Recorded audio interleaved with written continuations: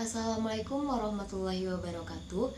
Saya Seni Ratna Amelia, NIM 2123418 dari Prodi Perpustakaan dan Ilmu Informasi, Fakultas Bahasa dan Seni Universitas Negeri Padang. Baiklah, video kali ini saya buat untuk memenuhi tugas ujian akhir semester 2 saya dalam mata kuliah Ilmu Komunikasi, dosen pengampu Ibu Desrieni Esos M.Ikom. Baiklah, di video kali ini saya akan menjelaskan mengenai materi tentang sumber-sumber informasi. Di video kali ini saya akan menjelaskan mengenai pengertian informasi, jenis sumber informasi, sumber-sumber informasi, dan apa saja contoh-contoh sumber informasi yang ada di perpustakaan. Baiklah, mungkin itu saja pembukaan dari saya. Kita langsung saja pada materinya. Kita mulai saja kepada materi yang pertama mengenai pengertian informasi. Pengertian informasi tidak mudah untuk mendefinisikan konsep dari sebuah informasi, karena istilah yang satu ini mempunyai bermacam aspek, ciri-ciri, dan manfaat yang satu dengan yang lainnya itu terkadang berbeda definisinya, dan definisi yang satu dengan yang lain terkadang juga berlainan maknanya karena mempunyai penekanan dan versi yang berbeda. Informasi biasanya menjadi suatu kesan berupa kesan atau pemikiran seseorang, atau mungkin juga berupa data yang tersusun rapi dan telah diolah dan juga dilihat dari sumbernya. Informasi adalah suatu rekaman fenomena yang diamati atau berupa putusan-putusan yang dibuat. Hal ini dicantumkan dalam Estabrook dalam Yusuf 2010.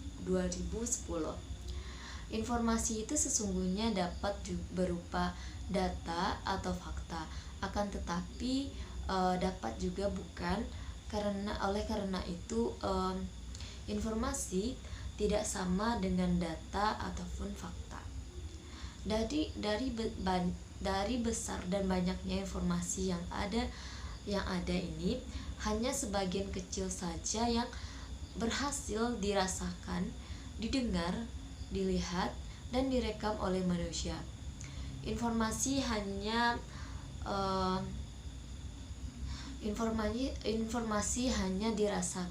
dirasakan, didengar, dan dilihat. Ini susah diolah karena ia akan menjurus kepada jenis informasi lisan. Selanjutnya, sumber informasi adalah suatu media yang berperan penting bagi seseorang dalam menentukan sikap dan keputusannya untuk bertindak. Sumber informasi juga adalah segala sesuatu yang menjadi perantara dalam menyampaikan informasi, media informasi untuk berkomunikasi kepada massa.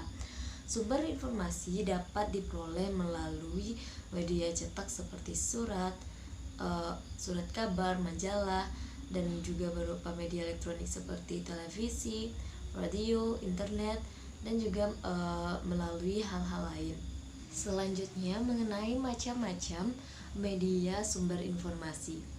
Dalam Irham 2003, dalam Susanti 2011, macam-macam media informasi diantara lainnya yaitu yang pertama, media elektronik.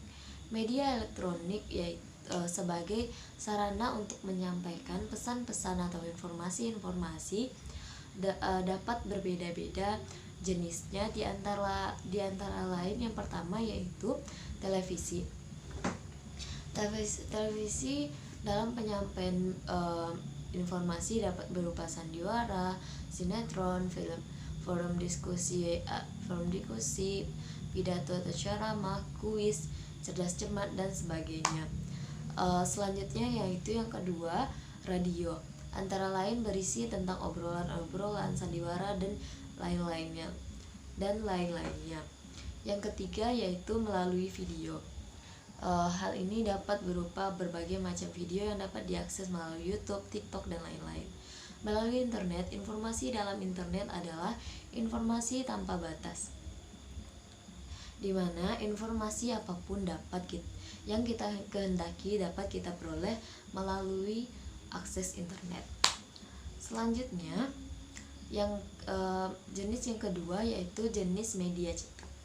Media cetak sebagai alat bantu dalam menyampaikan informasi atau pesan-pesan. Untuk menyampaikan suatu informasi atau pesan-pesan sangat bervariasi, di antara lain sebagai berikut. Yang pertama yaitu booklet yang berbentuk seperti buku-buku baik berupa tulisan maupun gambar. Selanjutnya yaitu leaflet, pamflet, selebaran, lembar balik, poster, dan lain-lain. Baiklah, dari macam-macam sumber informasi kita juga dapat melihat jenis-jenis sumber informasi. Jenis-jenis informasi yang pertama yaitu sumber informasi yang diperoleh dari visual, dapat berupa yang dilihat oleh indera penglihatan, dapat berupa bentuk tulisan, gambar, dan hal ini dapat contohnya seperti buku, jurnal, makalah, dan lain-lain. Yang kedua yaitu berbentuk audio yang dapat diperoleh melalui indera pendengaran karena hanya berupa contohnya radio, televisi, podcast, dan lain-lain. Yang kedua yaitu audio visual yang merupakan sumber informasi yang dapat diperoleh baik melalui indera penglihatan maupun indera pendengaran. Contohnya dapat berupa televisi, pakar atau ahli, HP, internet, dan lain-lain. Baiklah, terakhir kita akan membahas mengenai sumber-sumber informasi dalam perpustakaan.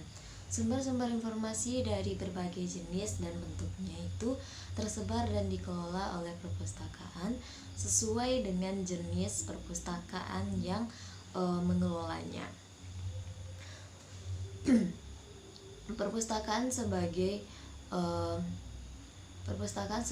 pusat informasi, pusat sumber informasi dapat dikelompokkan ke dalam beberapa jenis yang masing-masing mempunyai ciri dan penekanan fungsi yang berbeda. Ada yang berfungsi untuk melayani kebutuhan informasi bagi kelompok masyarakat khusus seperti masyarakat peneliti saja, atau masyarakat ilmuwan saja, atau masyarakat sekolah saja, atau ada juga perpustakaan yang bertugas khusus untuk melayani kebutuhan masyarakat dalam lingkungan organisasi khusus seperti PKK, Posyandu, Karang Taruna, Kumpulan Pemuda, dan lain-lain. Sumber-sumber informasi dari berbagai jenis dan bentuknya itu tersebar juga dan dikelola oleh perpustakaan sesuai dengan jenis perpustakaan yang mengelolanya, yaitu seperti perpustakaan sekolah, perpustakaan perguruan tinggi, perpustakaan khusus dan juga perpustakaan umum.